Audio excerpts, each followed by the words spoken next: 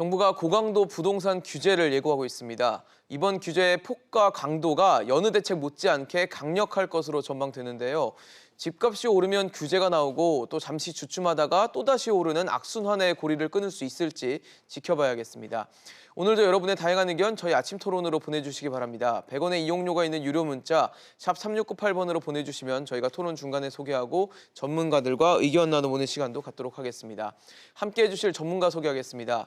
한양대학교 공공정책대학원 김재필 교수, 한국건설산업연구원 두성규 선임연구위원, 김인만 부동산연구소 김인만 소장 나오셨습니다. 어서 오십시오. 안녕하세요. 안녕하세요.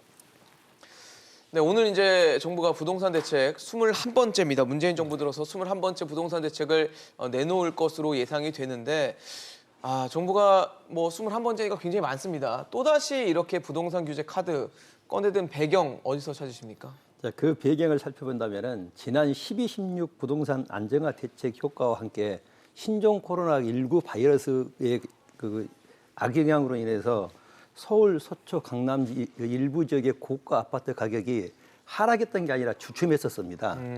그러다가 이제 올해 그 정부 정책이 올 6월 30일까지 그 매각을 하면은 그 양도소득세 중과 혜택을 보는 급매물 주택들이 전부 소진이 된 상태입니다. 그럼으로부터 이제 강남 지역의 일부 고가 15억 원 이상의 아파트 가격이 약간 소폭 오름세로 돌아섰고요. 특히 그 마용성, 마포, 용산, 송동, 서울 중심부들이죠. 이 지역의 그 중저가 아파트와 서울 강북의 일부 6억대 미만의 중저가 아파트들의 가격이 상승하기 시작했습니다. 그리고 또한 청약 조정 대상 지역의 규제를 받지 않는 그 비조정 지역으로 그 투자자들의 그 풍선 효과가 이어졌죠. 그래서 경기 서남부 지역을 중심으로 해서 중소형 아파트 가격이 크게 상승한 건 사실입니다.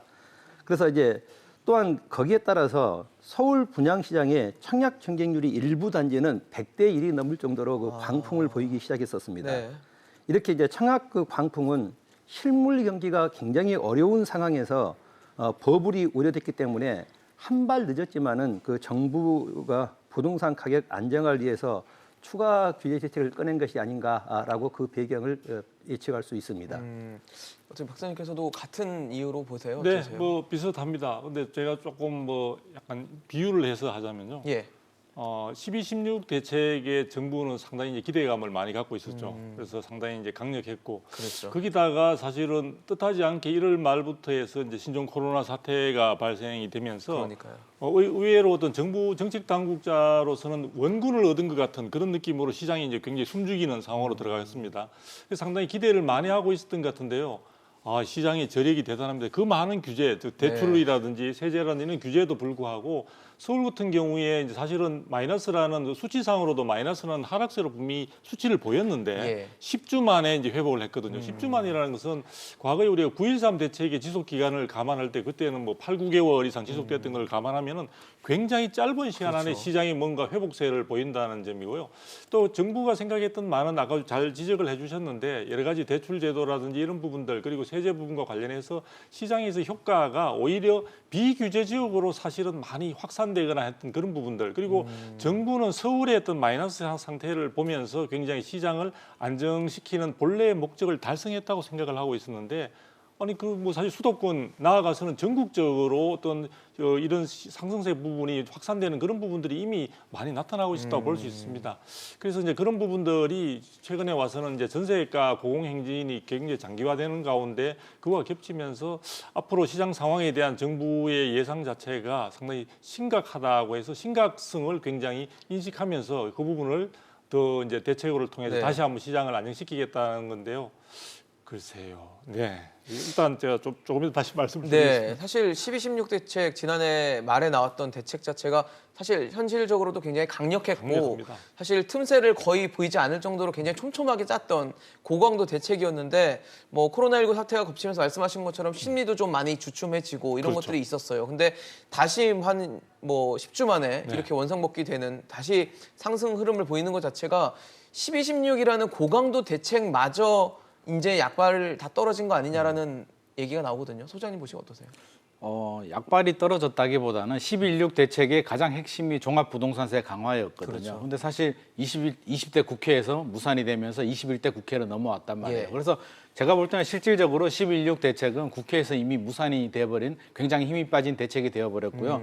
앞에서 교수님이나 박사님 말씀하셨듯이 뭐 여러 가지 상황들, 특히 지금 코로나가 생기면서 처음에는 이제 뭐 원군을 얻은 것 같았지만 결국에는 저금리에 돈을 푸는 정책을 할 수밖에 없는 상황이고 그 과잉 유동성이 결국 어디로 가겠어요? 주식시장, 부동산 시장으로 흘러가면서 심리도 다소 좀 느슨해졌잖아요. 5월달 이후에 느슨해지면서 결국에는 저금리 막 많이 풀린 유동성에 규제가 서울도 많이 올랐지만 가장 문제가 지금 그동안 안 올랐던 외곽 지역들이거든요. 오산, 안산, 군포, 인천까지 다 오르고 있는데 정부 입장에서 보면 사실 지금 올라야 될 때는 아닌데 안 올라야 되는 이런 외곽 지역까지 오르니까 규제의 칼을 긴급히 뺄 수밖에 없는 상황이라고 생각을 합니다. 사실 이 최근에 시장 흐름을 보면은 15억 원을 초과하는, 그러니까 정부가 대출을 아예 막아놓은, 그렇죠. 금지해놓은 15억 원 초과 서울의 고가 아파트 거래량이 전월달에 비해서 크게 늘어나는 것으로 나타났습니다. 그러니까 정부가 어떻게든 틀어막았는데 이제 그 틀어막는 규제조차도 뚫어버리는 상황이 된 건데, 글쎄요, 고가 아파트가 서울 집값 상승, 전반적인 서울 집값 상승을 좀 이끌고 있다, 이렇게 봐도 될까요? 교수님 어떻게 보십니까? 지난번에 우리가 두동규 박사님이랑 이 자리에서 그 부동산 대책이 발표됨으로써 강남권의 15억 아파트 가격이 2억씩 떨어졌다라는 그 뉴스는 잘못됐다고 제가 한번 얘기한 적이 있거든요. 왜냐하면 일부 한두 건의 급매물이 나왔다 그래서 그게 가격으로 이어지지는 않는다는 얘기죠. 그런데 지금 그 220 부동산 대책 효과와 거기에 맞물린 그 코로나19 영향으로 인해서 전 국민의 소비 심리가 굉장히 위축됐었죠. 그렇죠. 그다음에 그 사회적 거리두기라든지 이렇게 부동산을 방문하기를 꺼렸었고요. 또한 집주인들도 집 보유를 꺼렸었는데 그런 요인이 바로 부동산 거래 감소량으로 이어졌었습니다. 그러다가 그 5월 달에 그 서울시 아파트 거래량이 증가한 그 원인이 하나가 있습니다. 그걸 이제 우리가 간과했는데요.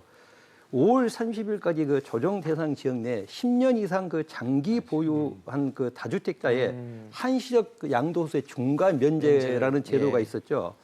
그리고 그 제도와 함께 그 일부 지역의 공시가격 현실화에 따라서 공시가격이 많이 상승해서 보유 가세가 증가했었습니다. 이런 그 심리적 부담과 그다음에 과세 표준일 그 기준일인 그 6월 2일 이전에 소유권을 이전하려고 급매 물량이 증가했었습니다. 그래서 그 5월에 15억 초과 주택 매매 거래량이 그 증가한 것이 그런 요인들로 이어지지 않았나라고 평가를 합니다. 사실 15억 넘는 초고가 주택들 이 심상치 않은 것 같아요, 최근. 네, 그렇죠. 그러니까 이제 우리가 이 부분에서 볼 수 있는 것은 정부의 어떤 그 9.13 대책, 2018년에 9.13 대책도 그렇고 또 작년에 그 12.16 대책도 그렇고 대책의 근간은 뭐냐면 대출 억제와 그다음에 세제 강화 이 두 가지였거든요. 그러면은 실질적으로 지금 우리가 정부가 이제 선정한 9억 이상을 우리 고가주택, 15억 이상을 초고가 주택이라고 명명을 했는데요. 그렇죠. 시세 중심으로 해서 그 가격대의 경우에 있어서는 실제 정부의 예상과 달리 대출을 별로 신경 쓰지 않고도 할 수 있는 풍부한 유동성이 이미 시중에 있다는 거죠. 그래서 정부가 생각했던 대책을 통해서 시장을 통제할 수 있는 부분에 대해서 예상만큼의 효과가 나타나지 않으면서 지금 말씀하신 대로 5월 달에 거래량을 보면은 제가 볼 때에는 전월 대비, 즉 4월 대비해서 지금 15억 초과는 75.8%나 증가를 하고 거래량이요. 그렇게 많이 늘었나요? 그렇죠. 그다음에 약간 3개월, 이전 3개월 정도인 것 같은데요. 그다음에 그 9억에서 15억 사이가 63.3%가 증가했다는 부분은 시장에 주는 시그널이 뭐냐면 정부의 어떤 규제 정책, 즉 대출 억제 중심의 어떤 그런 규제 정책 자체가 효과가 없는 가운데 정부가 충분한 공급 부분에 대한 여러 가지 약속에도 불구하고 현실적으로 공급 물량이 시중에 나오지 않으니까 많은 사람들이 불안감을 가지면서 마음이 급해지기 시작하는 거예요. 그런 부분들이 지금 시장에 구체적으로 어떤 액션으로 나타나는 것처럼 보여지니까 정부의 정책 당국자들의 마음도 좀 급해지고 있는 것이 아닌가. 그리고 제가 여기서 또 하나 말씀을 꼭 드리고 싶은 게요. 정부가 항상 공급을 이야기할 때 보면 얼마 전에 5월 초에 우리가 이제 수도권 그 주택 공급 기반 확충 방안을 이제 발표할 때 신축 주택을 중심으로 이제 계속 이야기를 했습니다. 향후에 이런 식으로 해서 새로운 주택들을 공급을 하겠습니다. 근데 우리가 부동산 시장에 있어서 공급이라고 하면은 그런 신축 주택의 신규 공급도 있지만 그렇죠. 기존 주택의 거래량으로서 충분히 나올 수 있는 물량들이 쏟아져 나오는 것도 기존 주택이 재고로 쭉 나오는 것도 중요하죠. 사실 하나의 공급 물량으로 볼 수 있거든요. 그 부분을 정부가 막아놓은 가운데 신규 주택 공급을 확대한다는 청사진만 제시해가지고는 불안한 시중 심리를 달랠 수가 없었지 않느냐. 그 부분이 지금 구체적으로 전체적인 시장의 가격의 상승이라는 지표로 나오기 시작하니까 마음이 급해진 아마 정부가 지금 서둘러서 추가적인 대책을 아마 준비했던 것 같습니다. 사실 15억 이상 집 대출 못 받게 해서 그 당시만 해도 말이 많았잖아요. 네네. 그럼 현금 갖고 집 사라는 거냐 말이 많았는데 지금 보니까 현금 갖고 집 사는 분들이 많은가 보네요. 네. 뭐 돈 많은 분들이 우리나라에 굉장히 많은 것 그러니까요. 같습니다. 유동성이 풍부하다 보니까. 그렇죠. 뭐 근데 현금 갖고 강남집만 사면 괜찮은데 지금 뭐 수도권, 지방 뭐 그렇죠. 모든 안 집들을 사는 게 가리잖아요. 문제고요. 심리 밸런스가 완전히 붕괴된 것 같습니다. 이게 사실 한 4월까지만 하더라도 굉장히 위축이 됐고요. 혹시 떨어지지 않을까, 경제 위기가 오지 않을까 여러 가지 불안 심리가 있었는데 5월 넘어가면서 이제 뒤바뀌었죠. 그동안 안 사고 있다가 집값이 떨어지기를 뭐 정부 믿고 기다리는 분들이 분위기가 달라지니까 지금 굉장히 불안해하고 있고요. 뭐 투자자뿐만 아니라 실수요자들 그동안 투자를 많이 했던 분들도 움직이지만 사실은 최근 양상을 보면 그동안 안 하고 있다가 약간 뭐 일만 열심히 하던 분들 뭐 그런 분들이 뒤늦게 아차 싶어서 지금 뛰어드는 분들이 굉장히 많이 보이거든요. 인천이나 안산 보면 돈 많은 분들이 인천 안산에 사실 투자 별로 안 하잖아요. 그래서 지금 이런 현상을 보면 기다리던 분들이 이제 지쳐서 더 이상 안 되겠다고 뛰어드는 것 같고요. 정부에서 시장을 좀 너무 안이하게 보지 않았나. 코로나 사태로 진짜 잡힌 줄 알고 좀 착각을 하지 않았나 싶고요. 정책을 보면 저는 조만간 또 대책이 나오겠지만 그렇죠. 조금 아쉬운 부분이 예. 강남 같은 경우는 2017년도에 이미 규제 지역으로 다 규제가 됐잖아요. 그렇죠. 근데 3년이 지났는데 지금 또 아직 안 잡히고 있고 또 과거 노무현 정부나 이렇게 보면 5년 동안 집값 안 잡히다가 이제 대출 규제 때문에 운 좋게 잡히긴 했지만 지금 보면 과거에 실패한 정책들을 여전히 반복을 하고 집습하고 있고 있군요, 그렇죠. 그냥. 오늘 대책도 여전히 규제 지역 뭐 추가 지정하고 이렇게 나오면 시장에서 받아들일 때 과연 진짜 무서워서 아 나 투자 안 해야겠다 이런 마음이 들까? 저는 심리적으로 그렇지는 않다. 근본 원인에 대해서 좀 고찰이 필요하다. 왜 이렇게 투자를 할까? 이런 불안감, 또 건전한 대안도 없잖아요. 사실 주식하고 아파트 투자 안 하면 그 많은 유동성이 갈 데가 없으니까 그런 여러 가지 문제에 대한 좀 근본적인 고찰이 필요하지 않나 싶습니다. 사실 말씀해 주신 것처럼 정부가 21번의 대책을 내놓는 과정에서 여러 가지 대책, 과거의 대책들을 많이 뭐 답습을 하고 네네. 뭐 재탕, 삼탕이라는 언론의 지적도 나오고 했었는데 그래서 그런지 이번 대책에 그 내용이 들어가 있어요. 아까 지적해 주신 규제 지역을 넓히는. 예, 지금 비규제 지역으로의 풍선 효과들이 생기다 보니까 정부가 하는 거는 그냥 규제 지역을 넓혀서 비규제 지역도 우리가 규제할게. 뭐 이런 식의 카드를 내놓을 것으로 예상이 되는 상황이기 때문에 그러면 또 다시 반복되는 거 아니에요? 그러니까 이게 사실 규제 지역을 해서 강남이 잡혔으면 지금 대책이 충분히 먹힐 수가 있는데 그렇죠. 규제를 하니까 사실 막히는구나. 수원도 이미 조정 대상 지역으로 규제가 되어 있잖아요. 이미 되어 있는데 추가 규제를 한다고 해서 과연 잡힐까에 대해서는 저는 굉장한 의구심을 가지고 있습니다. 그러면 수원 지금 뭐 예를 들어 건성구라든지 네. 영통 쪽을 투기과열지구로 높이는 네네. 뭐 이런 방안이 나올 수도 있겠네요. 나오겠죠. 나오는데 과연 투기 과열 지구에서 강남 집값이 잡혔냐는 거죠. 안 그렇죠. 잡혔잖아요. 그래서 수원을 투기 과열 지구라고 해서 많은 국민들이 투기 과열 지구가 뭔지도 잘 모르겠고 뭔가 규제는 될 것 같은데 뭐 대출을 은행 가면 안 나오는 거는 대충 알겠고 네네. 내 돈 주고 전세 끼고 사는 거에 대해서 과연 규제를 할 수 있을까에 대해서는 저는 쉽지는 않을 것 같습니다. 그게 제가 볼 때도 조금 뭐 오늘 대책이 발표된다면 그 대책의 효과를 둘러싸고 또 말이 많겠죠. 그렇겠죠. 또 기대감도 많이 가질 거고 또 그에 대한 실망 쪽의 학습 효과로 인한 그런 부분도 이야기할 건데요. 예. 지금 사실 지금 말씀하신 대로 수원 같은 경우에 있어서 처음에 조정 대상 지역으로 해가지고 1차적인 규제를 하고 그 부분에 효과가 없는 것 아니냐, 뭐 그다음에 풍선 효과 이야기가 나오니까 또 투기 과열지구로 묶었단 말이에요. 그러니까요. 그런데 그럼에도 불구하고 그 동안에 지금 최근 3개월에 수원 영통지구는 6% 가까운 상승을 보여왔고요. 6% 상승이라는 건 대단한 겁니다. 지금의 엄청 큰 거죠. 저금리 시대에. 지금 뭐 1%도 안 되는 그렇죠. 그 예금 금리인데. 건성구도 지금 한 6% 나왔는데요.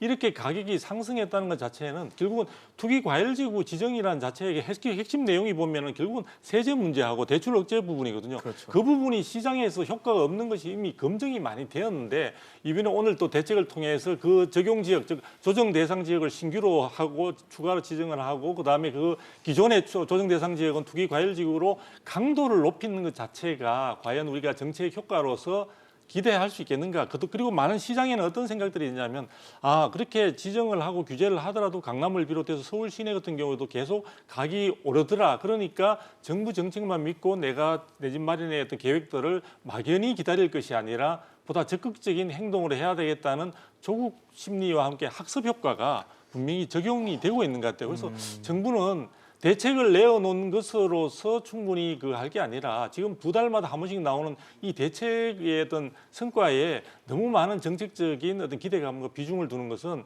또 다른 어떤 시행착오를 겪는 쪽으로 가는 지름길이 아닌가 그런 생각도 듭니다.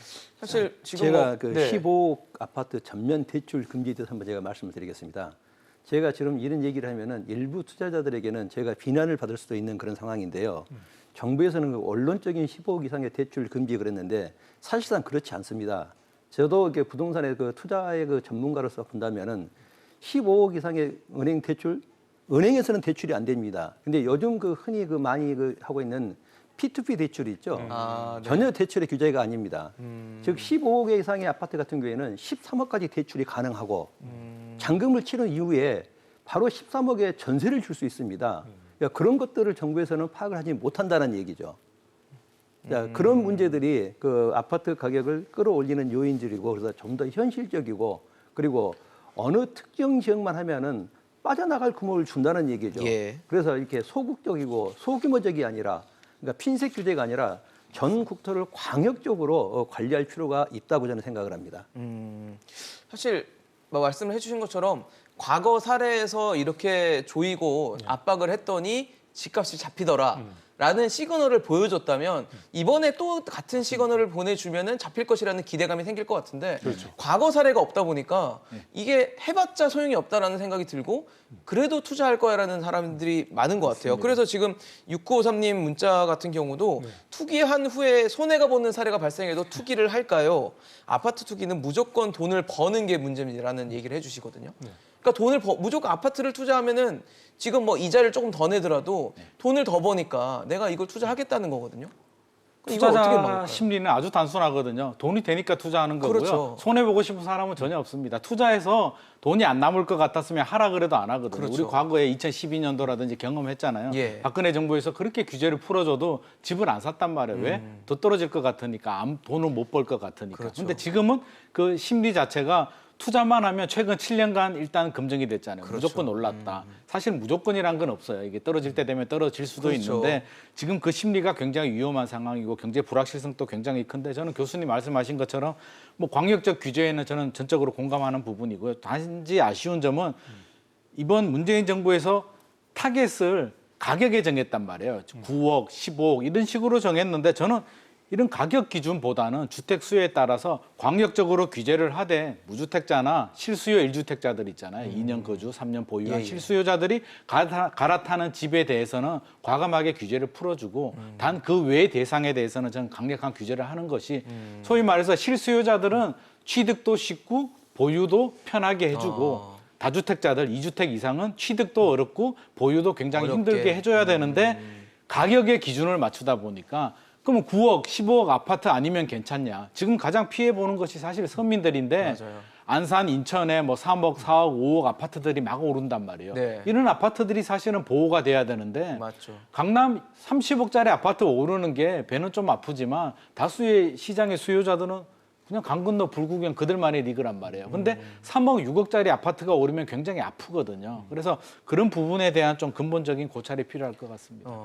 사실 주변에서 지인분들이 나 이거 투자했는데 집값이 올랐다 이러면은 혹하잖아요, 사실. 그렇죠. 나만 못하고 있나 이런 생각 들거든요. 그렇죠. 그러니까 맞습니다. 지금 이제 이번에 정부가 규제 대상 지역을 좀 확대하려고 하는 그 저변에는 특히 이번에 풍선 효과가 두 가지로 나타나는데 하나는 가격대별로 네네. 나타나더라고요. 그러니까 이제 9억 이상 또 15억 이상을 집중적으로 규제를 하다 보니까 9억 밑에 이하 가격대. 혹은 또 6억 이하에 예. 집중되는 그런 가격대별로 그다음에 이제 지역적으로 이제 서울을 하다 보고 그다음에 수도권 그다음에 지방까지 지금 확산되고 있는 상황들이거든요. 자, 그런 점에서 본다면은 저는 한편으로는 그렇게 해서 1주택자를 보호하고 하는 그런 부분도 좋겠지만 정부가 지금 20차례 이상을 좀 대책을 해왔잖아요. 3년이라는 기간 내에 20차례 이상의 대책을 내놨다는 것은 참 부지런하게 내놓은 건데 그 부분에 대한 성과가 사실은 좀 제가 말씀드리기 좀 그합니다만 거의 낙제 점수가 아닌가 이렇게 보여집니다. 자, 그렇다면은 지금 근본적으로 아까 우리 김 소장님 말씀하신 대로 우리가 어디에서 근본적인 문제가 있는가, 이 규제를 갖다가 확대 적용하는 것만으로 과연 효과를 달성하게 할 수 있느냐에 대한 근본적인 의문에 대해서 한번 고민을 해보시고, 제가 볼 때는 이제 정도에서는 시장에 있어서 제일 원하는 게 뭔가, 제가 볼 때는 일단 기본적으로 시장에서 불안감을 제일 조성하는 거는 가격대는 올라가 버리죠. 그런데 시장에서 하려고 하다 보니까 마음에 드는 물량 자체가 없는 상황이에요. 그렇죠. 그러면은 공급 부분을 충분히 시장에 물량이 많습니다. 이번에 우리가 마스크를 생각해 보더라도 마스크 자체가 처음에 부족할 거라고 생각하니까 거의 가수요까지 붙으면서 가격이 막 올라가는 그런 상황이 초기에 벌어졌습니다. 공적 마스크 전에. 맞습니다. 그런데 이 부분이 충분히 이제 공급이 되기 시작하니까 어떻게 되느냐. 지금 공적 마스크도 지금 안 나가게 되니까 오늘자부터 아마 뭐 10장까지 살 수 있는 10매를 살 수 있는 자, 그런 상황들을 작은 사례지만 저는 주택 시장에도 한번 우리가 연결시켜서 생각해 볼 수 있지 않느냐. 그래서 지금 보시면은 정부가 수도권의 뭐 주택 공급 기반 확충 방안이라고 내놨지만 그 안에 보시면요, 기존에 있는 내용 그냥 반복하는 데다가 오히려 용산에 대한 어떤 자극적인 요소만 발표가 됨으로써 전반적으로 시장에 있어서는 불안감은 커지는데 손에 잡히는 것은 없는, 즉 내가 지금 주택은 필요로 하는데 그 주택 자체가 막연히 5년 뒤, 10년 뒤를 기약해야 되는 그런 상황이다 보니까 마음이 급해지고 불안해지고 그런 것들이 시장을 더욱더 어떤 그 질서 자체에서 벗어나서 교란시키는 것 같습니다. 그래서 정부가 규제 부분에 대해서 규제 일변도가 정말 맞는가에 대한 원론적인 의문에 대해서 좀 고민이 있었으면 좋겠습니다. 네, 이번 대책의 그 원론적인 궁금증에 대한 해답이 담겨져 있을지는 조금 뒤에 발표를 좀 봐야 되겠지만, 아마도 지금 뭐 예상되는 규제 중에는 조정 대상 지역에서 주택담보대출 비율, 그러니까 LTV를 지난번에 이미 60%에서 50%로 압박을 했고 9억 원 초과분에 대해서는 이 30%로 더 낮췄단 말이에요, LTV를. 근데 사실 이번에 그럼 이 기준선을 또 낮출 방안을 정부가 꺼내들 수도 있겠다는 생각이 들거든요. 교수님 보시기 어떠세요? 그렇죠. 지금 15억 원 이상의 전면 대출 금지에서 그 10억 원으로 낮춰질 가능성이 높고요. 아, 전면 대출 금지를 15억 원이었는데 이제 10억 원으로 낮춘다. 15억 원이나 12억 원, 12억 원 정도도 이야기가 있습니다. 12억 원 정도입니까? 그리고 또 뭐냐면은 그 우리가 그 9억까지는 그 LTV 대출 규제가 40%였지 않습니까? 이게 이제 6억에서 9억까지는 뭐 30%나 20%로 그 인하될 가능성이 있습니다. 대출 받지 말라는 거네요, 정말. 자, 이제 그런 그 사실상 대출 규제 또는 금리가 부동산 시장에는 막대한 영향을 미치는데요. 지금 우리나라는 초저금리 시대이고 또 투자자들은 방금처럼 어떻게든지 사금융권을 이용한다든지 다른 방법을 이용해서 잔금을 치르고 나면은 내지기 때문에 높은 전세가율에 의해서 갭투자가 가능하다는 얘기입니다. 그러니까 이런 것들을 사전적으로 투자할 수 있는 방법이 뭔가. 그래서 이제 앞으로는 6억 원 이상의 전세 대금에 대해서도 자금 조달 계획서 제출을 뭐 의무화시킨다든지, 그다음에 또 임대인, 전세 사건 설정자, 소유자이죠. 소유자에게도 전세금에 대해서 앞으로 그 소득에 대한 그런 그 간주 그 소득세를 부과하는 이런 제도들이 추가적으로 발표가 되면은 아마 그런 것이 효과가 있을 것입니다. 그래서 정부에서는 물론 우리나라의 경제 사정이 어렵다 보니까는 경제라든지 국민들의 여러 가지 상황을 봐서 굉장히 선별적으로 규제를 하고 선별적인 정책을 내놓는데, 그러다 보니까는 국민들이 정부의 정책을 신뢰하지를 못합니다. 그렇죠. 그래서 결국은 그 투자자들의 내성만 키우게 되고, 그다음에 핀셋 규제 효과라는 것은 일시적이다. 그래서 주춤 상승을 계속해서 반복되어 왔거든요. 그래서 아예 처음부터 강력한 대책을 한다면은 물론 그 일부 소수의 피해자는 발생할 수 있지만은 그런 강력한 대책으로 해서 아마 연착륙시켜 나가는 것이 부동산 시장을 안정시키는 방법이고요. 그리고 우리 그 두승기 박사님이나 우리 소장님께서 말씀하셨지만은 규제만 가지고는 시장을 따라갈 수가 없습니다. 자, 수요가 있는 것의 공급. 그래서 그 공급도 수요가 있는 서울 시내에 그 양질의 공급을 하기 위해서는 지금 규제가 심한 재건축이라든지 재개발이라든지 그걸 좀 완화시켜주고, 특히 그 정부 주도의 재개발 같은 것이 시행이 된다면은 물론 그런 것들이 아마 부동산 시장의 안정화에 기여할 수 있을 것으로 저는 판단을 합니다. 네, 뭐 앞으로 한 잠시 후에 발표될 정부의 대책을 보긴 봐야겠지만 교수님 말씀 듣다 보니까 걱정이 되는 게 소장님 말씀하신 것 같아요. 이렇게 LTV 대출 규제를 계속 강화하면 그럼 결국 실수요자들도 대출을 못 받게 되면서 내 집 마련이 어려워지는 상황으로 오면 이거는 사실 좋은 정책은 아닌 것 같다는 생각이 들거든요. 저도 그 부분이 가장 걱정되는 부분인데요. 최근에 투자자들 보면 대출 받아서 투자하시는 분들 별로 없거든요. 정부 규제가 워낙 많고 뭐 대출 안 나오는 거는 대충은 알아요. 대출 그렇죠. 뭐 정확히 30%든 모르겠- 너무 20%든 많아요. 뭐 저희도 헷갈리는데 일반인들은 일단 대출 안 나오니까 대출은 빼고 내 돈에 맞춰서 전세 끼고 이렇게 투자를 한단 말이에요. 그래서 그런 투자자들을 규제하지 않는 한은 이렇게 잡을 수는 없는 부분이고 가장 문제가 그동안 집을 안 사고 전세로 살고 있다가 지금 뉴스 보고 화들짝 놀라서 지금이라도 집을 사야겠다라는 실수요자들. 그동안 10년 동안 무주택이었는데 대출 받아서 집 살려다 보니까 이제 조정 대상 지역 묶여서 대출이 안 나와. 그러면 또 집을 못 사는 거거든요. 그분들은 내가 살 집도 없는데 전세 끼고 또 투자는 뭐 할 수도 없는 거잖아요. 그러니까요. 그래서 저는 결국에는 이런 식의 규제는 가격에 맞춰서 이렇게 조금씩 이렇게 규제하는 건 이거 투기도 잡을 수가 없고요. 실수요자들도 이게 피해를 볼 수밖에 없는 상황이라서 좀 여러 가지 문제가 있을 것 같고요. 지금 워낙 저금리잖아요. 그러니까요. 지금 1억 원 은행에 넣으면 한 달에 한 8만 원도 안 나오잖아요. 안 나오죠. 7만 원도 네. 안 나오는데 그러면 투자자들이 왜 이렇게 난리를 칠까? 사실 돈을 굴릴 데가 없거든요. 맞아요. 아니 10억 원을 은행에 넣고 한 달에 70만 원밖에 못 받는데 그냥 은행에 넣어두는 게 그게 이상한 사람이잖아요. 바보라고 막 평가하는 분들도 그렇죠. 계시니까. 그리고 주변에 보면 사촌이 땅 사면 배 아프다는 게 사실 모르는 사람들, 강남에 있는 사람들이 뭐 돈 버는 거야. 뭐 남들 얘기지만 주변에 친한 친구라든지 친척이 몇 억 벌었다 그러면 그날부터 잠이 안 오거든요. 배 아파 죽거든요. 나는 뭐 했나라 싶고. 그렇죠. 자괴감이 들면서 네. 뒤늦게 나도 해야겠다라는 분들이 최근에 굉장히 많아요. 그러다 보니까 이런 문제들에 대해서 정부가 좀 고민이 필요하고 이번 대책 내용을 좀 봐야겠지만 또 뭐 기준을 뭐 15억에서 네, 12억 낮추고 매덕 낮추고 압박하고. 그 전혀 체감할 수가 없고요. 어차피 대출 규제는 생각도 안 하고 대출을 받는 건 생각을 안 하고 있기 때문에 저는 이건 좀 약간 탁상 행정이 아닐까 하는 생각이 지금 뭐 사실 전체 지역에 대한 규제, 뭐 가격을 낮춘다거나 대출 상한 하한을 낮추는 방안들이 남기는 것도 전망이 되고 있고 또 갭 투자 막는 방안도 아마 담길 것으로 예상이 되는데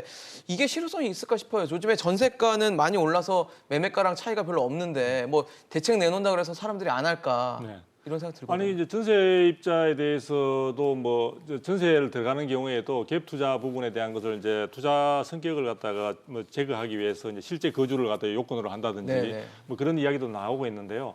갭 투자 부분에 대해서 그걸 억제하는 것은 물론 갭 투자가 가지고 있는 여러 가지 뭐 투자 혹은 투기적인 어떤 그런 성격도 있겠지만 또 상당 부분의 많은 분들은 지금 당장에 있어서 시간이 많이 걸리더라도 내 집 마련에 어떤 레버리지 효과, 즉 타인의 어떤 전세금 대출이 좀 많이 막혀 있는 상황에서 내 집 마련의 꿈을 조금이라도 당기기 위해서는 좀 가격이 계속 오르고 있으니까 예. 그 전세금을 안고 사실은 주택을 구입해서 놓고 조금 어려운 가운데 생활하다가 어느 정도 마무리가 되면은 이제 전세금 보증금을 돌려주고 입주하려고 하는 그런 많은 계획을 가지신 분들한테는 사실은 거의 뭐 찬물을 끼얹는 것과 그렇죠. 다름이 없는 상황이 되거든요. 그리고 또 하나 생각을 해보실 거는 지금 이제 저금리 기조, 거의 제로금리, 초저금리 이런 상황이 되다 보니까 지금 많은 주택을 소유하신 분들도 전세를 좀 기피하는 경향들이 좀 나타나고 네. 있습니다. 자, 그렇게 되면은 전반적으로 정부가 전세 제도를 갖다가 문제점만 있는 것으로 인식을 하고 자꾸 규제 중심으로 접근을 하게 되면요. 우리가 서구의 뭐 많은 분들을 좋아하긴 하지만 월세 중심의 어떤 임대차 시장이 전환이 됐을 때 지금 내 집 마련을 준비하시는 분은 월세로 있을 때에는 그나마 지금 시드머니를 만드는 종잣돈을 만드는데도 더 많은 어려움이 어렵겠죠. 가중이 되고 예. 그런 점들이 있습니다. 그래서 정부가 갭 투자를 어떤 되게 부정적인 시각으로 볼 것만 아니라 실질적으로 실질적인 주택 마련을 준비하는 분들한테 그 좋은 어떤 긍정적인 기능도 있기 때문에 그것을 투자 목적이나 투기적인 목적으로 하는 쪽의 어떤 사례들을 수집해서 그런 유행에 맞는 어떤 제재를 하는 건 모르겠지만 갭 투자 자체를 굉장히 부정적으로 보고 그런 식으로 해서 정책을 접근하고 그걸 갖다가 누르는 것도 규제 중심으로 가는 것은 또 다른 부작용이나 또 다른 어떤 풍선 효과를 저는 다른 영역으로 초래할 가능성이 크다고 봅니다. 거기에 대해서 제가 반론을 한번 제기해 본다면요. 예. 이것은 이제 두 박사님과 저가의 이제 서로 그 시각적인 의견적인 차이이기 때문에요. 자, 그러면은 지금 현재 이제 앞으로 나올 대책 중에서 하나가 예상이 되는 것이 갭 투자, 전세를 끼고 저희가 집을 샀을 경우에 뭐 일정 기간 내에 그 집에 입주를 하지 않는다면은 이런 그 과태를 부과시켰다는 이런 얘기도 좀 나오고 있거든요. 그런 제도는 좋은 제도라고 생각을 합니다. 그런데 지금 뭐 10억 원 이하에서 지금 12억 원으로 10억으로 대출 전면 금지다 그러는데 제가 만약에 정책 위반자라면은 물론 아니지만 네네. 제 생각 뭐냐면은 1가구 2주택자에게는 전면 대출 금지 금액에 상관없이 저는 그걸 얘기를 하고요. 그리고 생애 최초에 집을 마련한 생애 최초의 주택자들에게는 선별적 규제 안하해서 특정 지역에 일정 금액의 일정 면적대에 새로 주택을 구입한 사람들에게는 전면 대출 해제. 그래서 정말 변제 능력만 있다면은 정부에서 대출을 해주고 그다음에 금리에서도 특혜를 주는 이런 선별적인 제도 안하가 지금부터는 논의될 시기가 아닌가라고 저는 생각을 합니다. 아니, 국민들을 너무 공부 많이 시키면 안 됩니다. 지금 굉장히 지금도 할게 많죠. 살아가는데도 네. 힘든데 지금 우리 주택 제도는요. 제가 볼 때 너무 복잡합니다. 그러니까 그게 복장을 단일화를 시키는 거예요. 내가 집을 가지고 있는 사람이 또 집을 살 때는 전면 대출 금지. 만약에 집을 이사하기 위해서는 일정 기간 내에 그 집에 들어가지 않으면은 그다음에 무슨 징벌적인 그런 불이익을 준다든지 그리고 생애 최초의 주택을 산 사람들에게는 집을 살 수 있는 확대의 폭, 특히 청약 제도에 대해서 청약 가점자를 조금 완화시켜서 최초로 집을 구입한 사람들에게는 굉장히 청약 가점을 높여줘서 쉽게 집을 살 수 있도록 물론 일정 금액대 이하를 정해야 되겠죠. 그런 선별적인 제도가 필요하지 않나라고 저는 생각을 합니다. 저는 교수님 의견에 어느 정도는 동의를 하는데요. 무주택자들, 실수요자들을 보호하고 다주택자들을 규제해야 되는 부분에 대해서는 전적으로 동의를 하는데 예. 생애 최초에 대해서는 아니 한 10년 전에 집을 사서 집값이 안 오를 것 같고 나는 투자가 싫어서 팔고 전세 사는 분인데 그럼 그분은 못 하잖아요. 그래서 저는 생애 최초보다는 그냥 무주택자나 아까 말씀하셨듯이 2년 거주 3년 보유한 실수요자들이 사실 갈아탈 수도 있잖아요. 예. 이런 실수요자에 대해서는 전면적인 규제 완화가 필요하고요. 뭐 9억, 10억 가격 떠나서 내가 능력이 되면 30억 집도 살 수 있는 거고요. 아니 30억 집 하나 있다고 종합부동산세에 폭탄 맞을 필요는 없는 거잖아요. 단 2주택자 이상 필요 없는 집을 더 가지고 있는 부분에 대해서는 강력한 규제가 필요하다. 그래서 뭐 필요하면 뭐 대출 규제도 전면 봉쇄를 해야 되고요. 예. 필요하다면 허가제까지 도입해서 내가 필요 없는 집을 살 때에는 허가를 받아서 허가가 안 떨어지면 거래가 안 될 정도로만 하면 어느 정도 수요 억제 대책은 필요하다고 보거든요. 근데 네네. 지금 대책이 포함될지는 모르겠지만 뭐 재건축 허용 연한을 뭐 한다든지 이런 네. 내용도 나오는데 그 잘못하면 결국에는 공급을 더 감소시킬 수는 있거든요. 그래서 너무 복잡하고 지금 대책을 보면 너무 복잡하고 어렵잖아요. 우리들도 헷갈리는데 저는 굉장히 좀 단순했으면 좋겠다. 너무 복잡하죠. 꼭 필요한 규제들은 강력하게 적용을 하고 나머지 규제들은 과감하게 없애서 국민들이 쉽게 이해할 수 있게 2주택 이상 집을 사면 허가가 안 나는구나. 1주택자들, 무주택자들은 대출 마음대로 받아서 내가 내 집 마련할 수 있구나. 내 능력의 한도 내에서. 이렇게 쉽게 생각해야 되는데 9억, 15억, 30%, 20% 저도 모르겠고요. 매번 찾아보는데도 헷갈려 죽겠거든요. 그러니까요. 참 네. 그러니까 너무 대책 자체도 많고 복잡하고 단계별로 나눠져 있다 보니까 많은 이제 집을 원하시는 분들이 선택하시는 게 청약입니다. 그렇죠. 청약 특히 요즘에 분양가 상한제가 적용되는 곳도 있다 보니까 이 청약을 통해서 집을 이제 갖고 싶어하는 분들이 많은데 그게 굉장히 심합니다. 지금 뭐 서울 일반 지금 분양가 아파트 청약 경쟁률이 뭐 99.3대 1, 그러니까 100대 1. 100대 1입니다. 예, 2000년 이후에 역대 최고치를 기록한 네. 상황인데 참 마음은 알겠어요. 청약밖에 방법이 별로 없거든요, 요즘에. 그러니까 청약을 도전하는데 100명 중에 1명밖에 안 되는 집이면 99명은 안 되는 거 아니에요. 그러니까 저게 저는 정부가 사실은 문재인 정부가 출범하면서 가장 먼저 했던 게 이제 부동산 투기를 갖다가 억제시키겠다 그렇죠. 이야기했지 않습니까?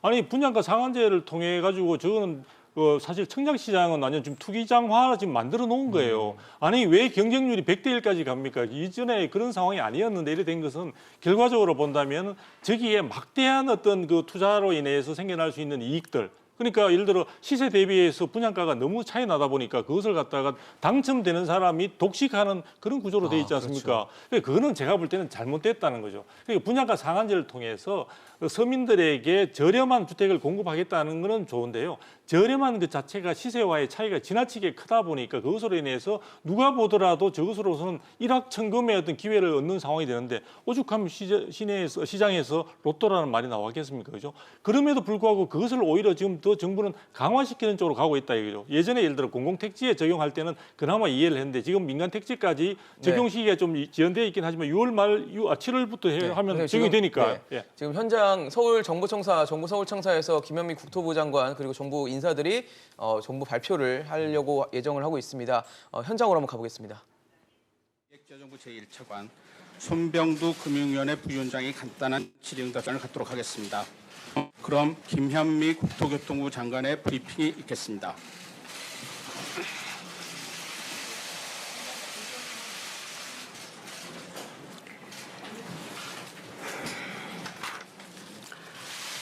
존경하는 국민 여러분, 국토교통부 장관 김현미입니다.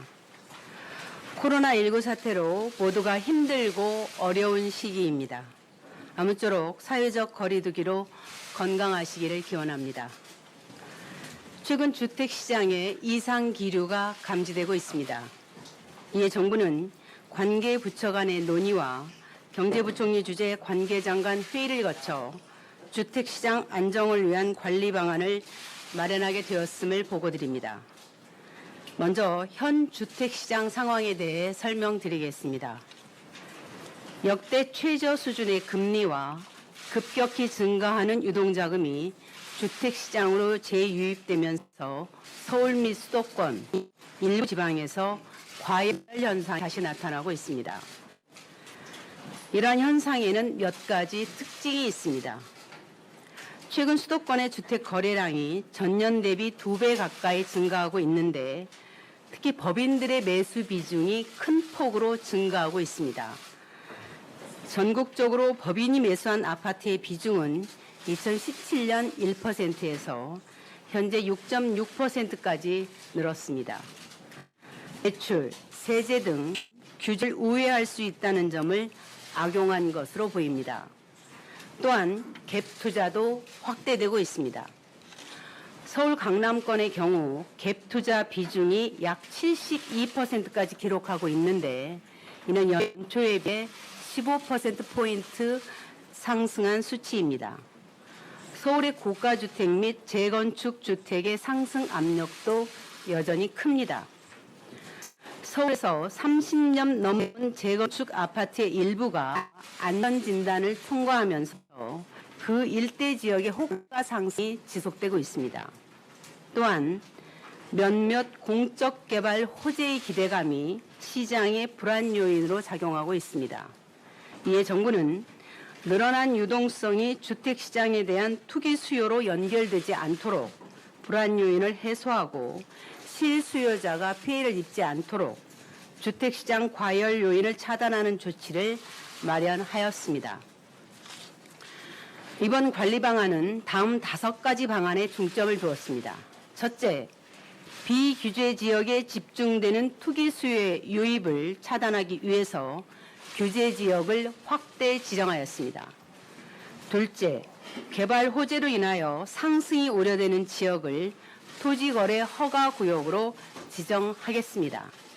셋째, 주택담보대출을 받은 사람의 실거주 요건을 강화하여 갭 투자를 차단하고 실수요자를 보호하겠습니다.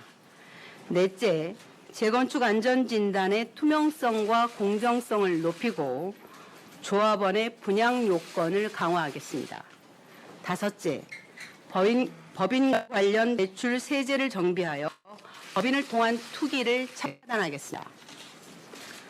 아울러 12.16 대책에서 추진한 종부세 세율 인상, 양도세, 장특공제 요건 등과 관련한 입법을 조속히 완료하고 공급 대책의 후속 조치도 차질 없이 이행하겠습니다.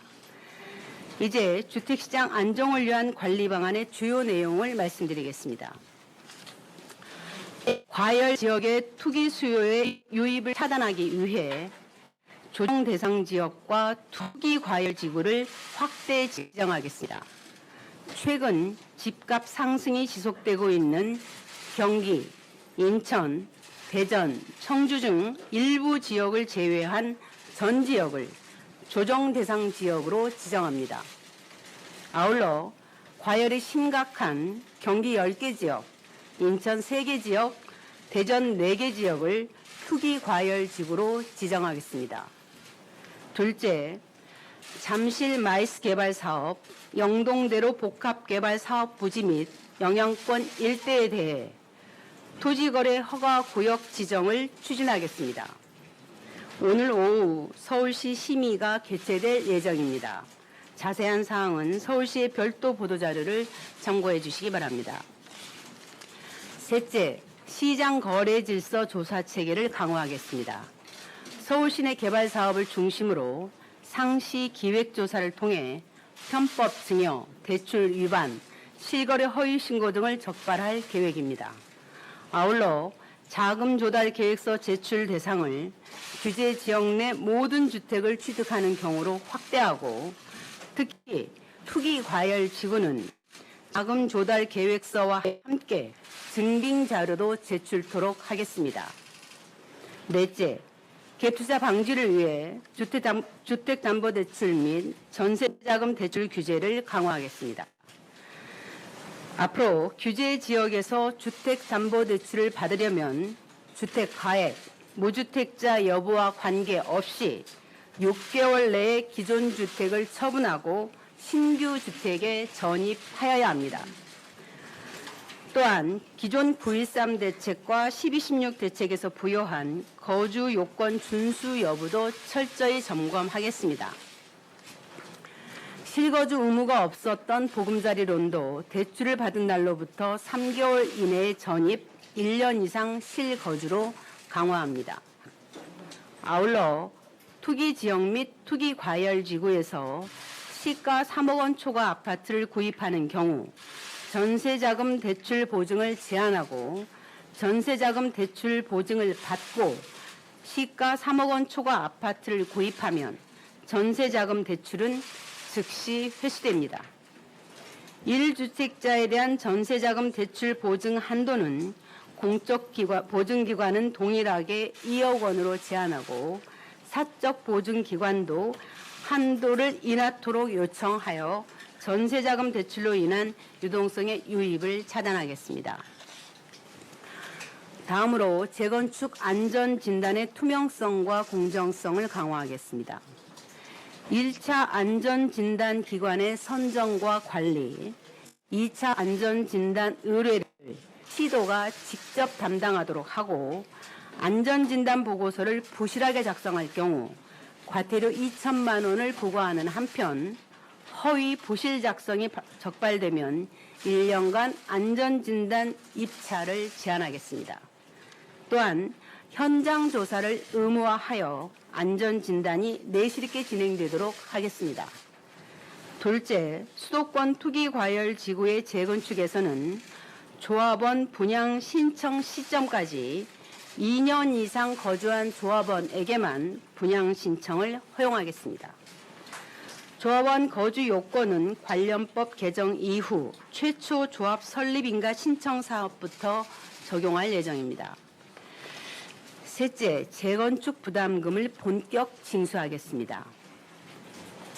정부는 헌법재판소의 재건축 초과이익 환수제 합헌 결정에 따라 하반기부터 본격적으로 징수를 개시할 예정입니다. 국토부가 일부 단지 대상으로 추정해본 결과 재건축 부담금은 강남 지역의 경우 평균 4억 4천만 원에서 5억 2천만 원 수준이 될 것으로 보입니다. 아울러 재건축 부담금 산정은 개시 및 종료 시점의 주택 가액에 대해 동일한 공시 비율을 적용해 제도의 실효성을 높이도록 하겠습니다. 법인을 활용한 투기는 발붙이지 못하게 하겠습니다. 첫째, 규제 지역과 비규제 지역 상관없이 모든 주택 매매 및 임대 사업자에 대한 주택담보대출을 금지하겠습니다. 둘째, 법인 소유 주택의 경우 종부세 계산 시 공제 금액 6억 원을 다시 읽겠습니다.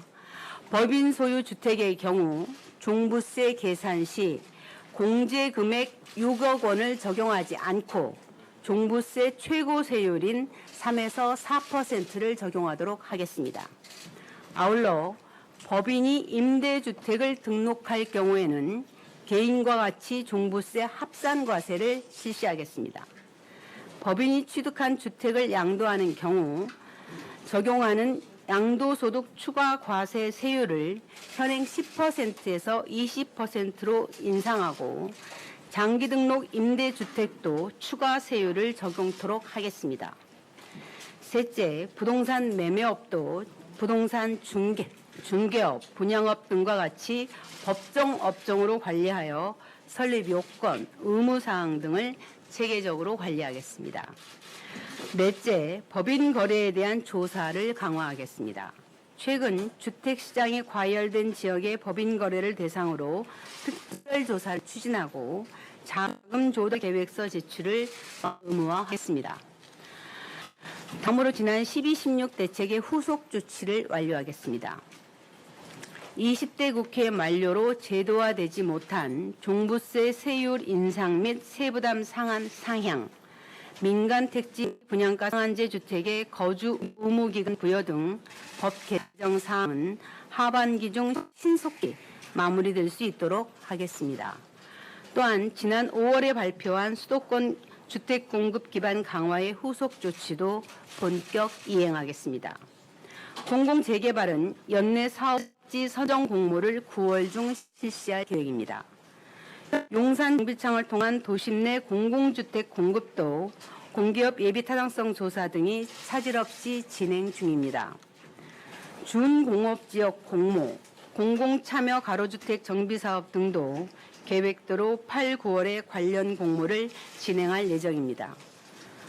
국민 여러분, 투기로 인한 가격 상승의 부작용은 고스란히 서민 실수요자의 부담으로 연결됩니다.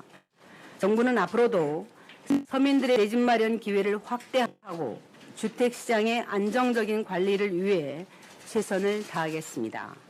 아울러 필요하다면 언제든지 강력하고 즉각적인 조치를 일관되게 이어나가겠다는 것을 약속드립니다. 감사합니다. 지금부터 질의응답 시간을 갖도록 하겠습니다. 양해해 주신다면 장관님. 네, 지금까지 정부 서울청사에서 발표된 김현미 국토교통부 장관의 부동산 대책 발표 듣고 오셨습니다. 어떻게 보셨는지 궁금합니다.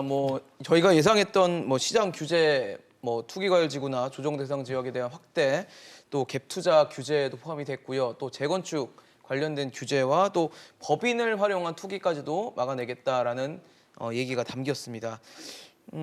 사실 저희가 앞서 발표하기 전에 바랬던 바람들은 좀 많이 안 담겼다는 생각이 들었는데 그렇죠. 소장님 어떻게 보셨어요?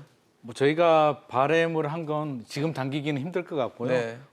최선을 다한 대책인 것 같아요. 정부 입장에서는 최선을 다한 것 같은데 충분히 예상이 됐던 부분이고요. 예. 사실 또 필요한 대책들도 있습니다. 법인 같은 경우는 사실 규제가 필요했던 부분인데 네. 좀 다소 늦지 않았나 싶을 정도로 좀 뒤늦게라도 나왔지만 다행이라고 생각하고요.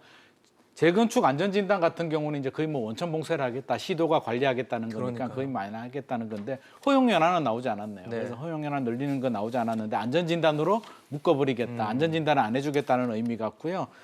전반적으로는 다 무난하게 그냥 확대 적용, 비규제 지역 확대 적용, 토지거래 허가 나왔는데 토지거래 허가 같은 경우도 실질적으로는 이게 주택거래 허가거든요. 주택거래 허가를 하기가 그러니까 토지거래 허가 기준을 낮춰서 네. 주택 같은 경우는 18제곱미터 이제 초과 부분에 대해서 18제곱미터면 거의 다 들어가잖아요. 그렇죠. 그래서 이제 얘기하는 거 보면 이제 최근 개발 호재가 있는 잠실이나 삼성동 이런 쪽이 지정될 것 같은데 좀 강하게 나가자면 서울 전 지역을 토지거래 허가로 묶지 않는 한 쉽지는 않을 것 같은데 아무튼 간에 정부 입장에서는 최선을 다한 것 같은데 제가 네. 볼 때는 이게 뭐가 문제냐면 지금 경기도 주, 대전, 청주 많이 올랐던 지역 그렇죠. 위주로 조정 대상 지역으로 지정을 하는데 또 예상할 수 있는 게 이게 풍선 효과가 끝나느냐. 그렇죠. 투자자들이 그게 이제 걱정이 어디로 되죠. 가느냐. 이제 지방 중소도시들 다른 안 올랐던 지역들로 또 찾아간단 말이에요. 그러면 다음 대책은 또 올랐던 지역으로 또 적용을 하느냐 이런 문제가 남거든요. 그래서 교수님도 말씀하시고 저희도 이야기하듯이 적용을 하려면 더 광범위하게 전국적으로 적용을 하고 실수요자들은 예외적으로 좀 광약하게 풀어주는 대책이 필요한데 지금을 보면 또 풍선 효과가 또 생길 것이라고 저는 생각을 합니다. 22번째 대책이 또 나올 수도 네, 있겠다. 조만간 또 나올 것 같습니다. 저는 뭐 22번째 대책은 당연히 나올 것 같고요. 앞으로 한다면 뭐 한 30회 정도까지 나오지 않을까 이런 생각을 해보게 되는데요. 이번에 나오는 부분도 결국은 많이 언급됐던 것들이 들어가지 않는 대신에 이제 사실은 지금 풍선 효과를 많이 이야기했는데 많은 투자자들로 하여금 풍선 효과에서 움직이는 것마다 지금 정부가 따라가겠다는 그런 느낌을 그러니까요. 갖거든요. 네. 계속 따라가면서 그 흘린 어떤 잡고 해보겠다. 변 치우듯이 이제 그런 식으로 하는 것 같고요. 그 말 속에 이제 관리 방안이라는 표현이 저는 굉장히 기분이 좀 언짢은데요. 이 시장 자체를 관리라는 단어를 쓰고 있지만 거의 과열 차단을 위해서 통제하겠다라는 그 부분. 왜냐하면 통제하는 그 내용 속에 아까 기획조사라는 조사권을 가지고 모든 사례들마다 접근하겠다는데 기획조사라는 거는 우리 검찰에서 주로 할 때 특정 어떤 사례를 가지고 집중해서 특정 모든 대상에 인력을 대해서. 투입해서 사실은 범죄 혐의가 있는 가능성이 있는 곳을 하는 것과 마찬가지거든요. 그러니까 즉 시중에 있어서의 그동안의 부동산 거래 자체를 정부는 많은 수익이 났던 현장들은 무조건 투기 투기다. 세력들이 있다고 보고 이는 위법 사항이 분명히 있을 것이라는 전제하에서 한다는 점에서 좀 안타깝고요. 그다음에 자금 조달 계획서를 모든 거래까지 다 한다는 것은 제가 볼 때는 이제 모든 거래 자체를 아까 좀 썼던 말 다시 한번 쓰면 통제하에 놓겠다는 건데 저는 아마 부동산 시장이 뭐 이번에 12, 16에 대한 어떤 선방했던 것을 감안하면 통제를 하면은 거래는 없겠죠. 그러나 서민들의 내 집 마련 꿈은 제가 분명히 이야기하는데 훨씬 더 멀어질 것으로 저는 생각합니다. 어떻게 보셨어요, 교수님? 네, 저는 그 이번 그 정부 정책 중에서 조금 미흡하다는 판단이 드는데요. 방금 우리 김은면 소장님께서 말씀하셨지만은 곧바로 이게 또 풍선 효과가 이어져서 네. 지방 중소도시로 이어질 것입니다. 그래서 제가 바라면은 우리 서울특별시를 포함해서 7개 특광시 전역과 그 이송도시 전역을 다 묶어야 된다고 생각합니다. 그리고 조금 전에도 우리 김만 소장님 말씀 중에서 그 허가제를 말씀하셨는데요. 이게 허가제가 지난번에도 논의됐다가 사유재산 침해라는 그런 그 일부 반대 때문에 못했는데요. 지금 부동산 시장을 잠재우기 위해서는 허가제 저는 필요하다고 생각합니다.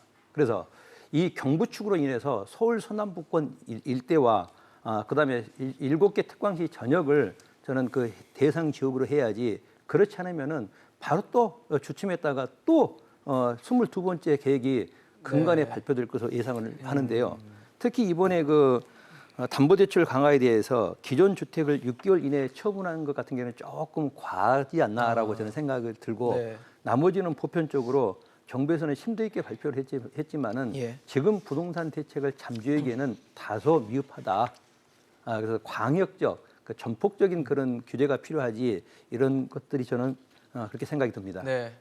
문재인 정부 들어서 21번째 부동산 대책을 발표했습니다. 지금 뭐 세 분이 그 발표를 보시고 짧게 입장을 내주시고 보신 느낌을 말씀을 해주셨지만 여전히 우려가 남아 있고 22번째 대책도 나오지 않을까라는 걱정이죠. 어떻게 보면 그런 것들이 그런 부분들이 지금 계속 언급이 되고 있는 상황입니다. 과연 시장은 어떻게 받아들일지가 궁금한 상황이기 때문에 이번 대책에 대한 시장 반응을 좀 보고 저희가 다시 한번 세 분 모시고 말씀 나눠보는 시간 가져보도록 하겠습니다. 오늘 김재필 교수, 두성규 선임연구위원, 김인만 소장과 함께했습니다. 세 분 말씀 감사합니다. 감사합니다. 감사합니다.